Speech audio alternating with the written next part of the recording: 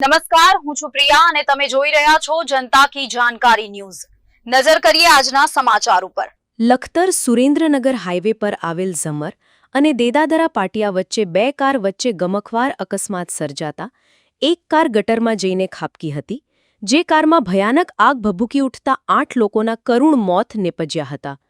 કડુ ગામના ક્ષત્રિય સમાજનો એક પરિવાર કાર લઈને કડુથી સુરેન્દ્રનગર જઈ રહ્યા હતા, ત્યારે ઝમ્મર અને દેદાદરા પાટિયા વચ્ચે પહોંચતા સામેથી પૂરઝડપે આવી રહેલ કાર સાથે કારનો અકસ્માત સર્જાતા કારમાં ભયાનક આગ ભભૂકી ઉઠી હતી, જે કારમાં 7 લોકો જીવતા મૂંઝાયા હતા તથા અન્ય એક મહિલા કારમાંથી ફંગોળાઈ બહાર પડ્યા હતા।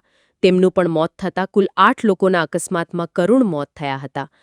અકસ્માતને પગલે લખતર તથા વઢવાણ પોલીસ તથા 108ની ટીમો તાત્કાલિક ઘટના સ્થળે પહોંચી હતી તથા વઢવાણ ફાયર બ્રિગેડ દ્વારા મહામુશ્કેલીએ આગ બુઝાવવામાં આવી હતી અને કારમાંથી એક મીનાબા વિરેન્દ્રસિંહ રાણા ઉંમર વર્ષ 49 રહે કડુ, 2 રાજેશ્વરીબા નરેન્દ્રસિંહ રાણા ઉંમર વર્ષ 52 રહે કડુ, 3 પ્રતિપાલસિંહ જગદીશસિંહ ચુડાસમા ઉંમર વર્ષ 35 રહે ઝિંજર, હાલ ભાવનગર, 4 રિદ્ધિબા પ્રતિપાલસિંહ ચુડાસમા ઉંમર વર્ષ 32 રહે ભાવનગર, 5 કૈલાશબા જગદીશસિંહ જામસિંહ ચુડાસમા ઉંમર વર્ષ 60 રહે ભાવનગર, 6 નીતાભા ભગીરથસિંહ જાડેજા ઉંમર વર્ષ 58 રહે જામનગર, 7 દિવ્યશ્રીબા પ્રતિપાલસિંહ ચુડાસમા ઉંમર વર્ષ 10 મહિના રહે ભાવનગર, 8 દિવ્યાબા હરદેવસિંહ જાડેજા ઉંમર વર્ષ 35 રહે કચ્છ ગાંધીધામ।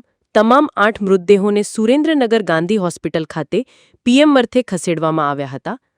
ઘટનાને પગલે વઢવાણ ધારાસભ્ય જગદીશભાઈ મકવાણા તથા જિલ્લા પોલીસ મહાનિરીક્ષક ડોક્ટર ગિરીશ પંડ્યા ગાંધી હોસ્પિટલ ખાતે પહોંચ્યા હતા।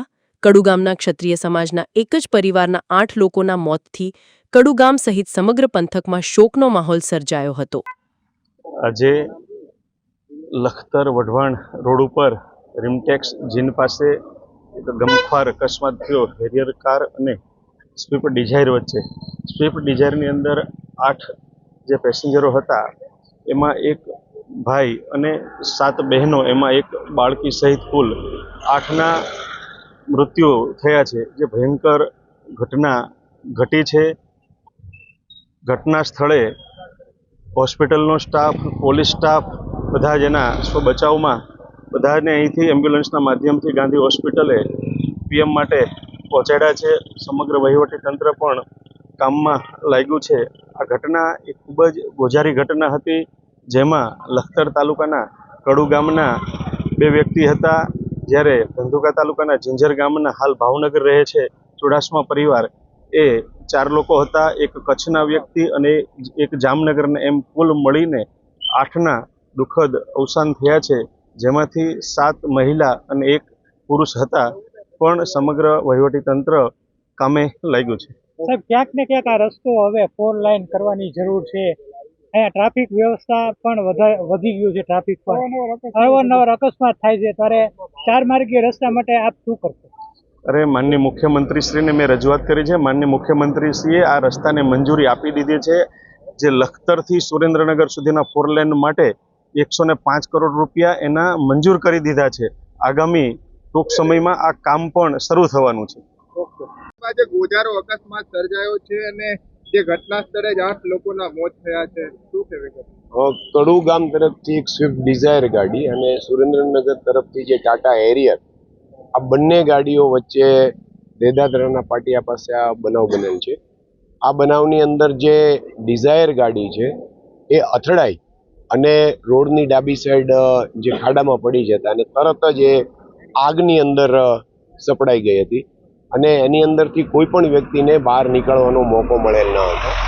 અને જે હાલ અમારી પાસે જે માહિતી છે એ મુજબ આ ગાડીની અંદર 8 લોકો હતા અને 8ના મૃત્યુ થયેલ છે, જ્યારે જે ટાટા હેરિયરમાં જે લોકો સવાર હતા 3 વ્યક્તિ, એમને નાની મોટી ઈજાઓ થયેલ છે, એટલે એમને હોસ્પિટલ ખસેડેલ છે।